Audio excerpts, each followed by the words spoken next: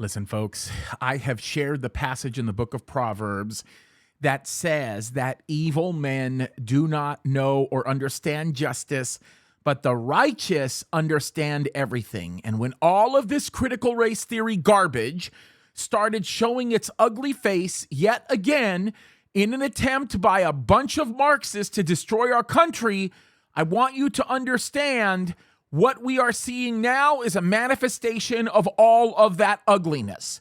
I want to read to you the title of an article in the Daily Mail UK, and this is legit. This has been vetted. It's really happening. Berkeley Co-op bans, ready for this? White people from common areas to avoid white violence and presence, and all students trying to sign in are asked to declare their race. This is no joke, folks. Let me give you some of the facts related to this. It says here that the accommodation houses University of California, Berkeley students has rules that specifically ban white people from common spaces in the house. The person of color theme house has many of its members moved to the house to avoid white violence. It also calls for members to avoid bringing parents, family members that express bigotry. And several people, including POC, have complained of a ferocious culture in the house that seeks to exclude and belittle. The accommodation, which is located close to Berkeley's campus, is a 5-story, 30-room home that can house up to 56 students. Folks, let me just explain something to you. In the South, the earlier years of this century, there was a civil rights movement that fought this kind of behavior. This kind of behavior that was separating people, this type of behavior that was looking at immutable characteristics in an individual and associating them with something loathsome, was something that we were fighting to get rid of. And the reality of it is, this fake social justice movement is creating racism.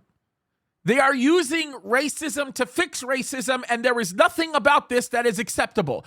This is coming from a colored person. And by the way, I am not making that claim to establish my moral authority because I do not believe in intersectionality.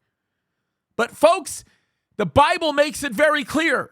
Red and yellow, black and white, we are precious in the sight of God. He does not look at the external. He looks at the condition of the heart. And this kind of evil is the thing that we are going to watch continue to manifest its ugly face. And I can tell you this right now, God absolutely hates it.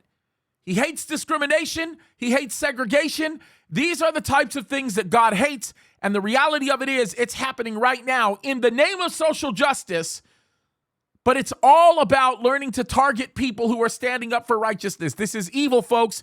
We need to stand up and speak the truth and show people what the true love of God looks like, that has no regard for the proponents of intersectionality.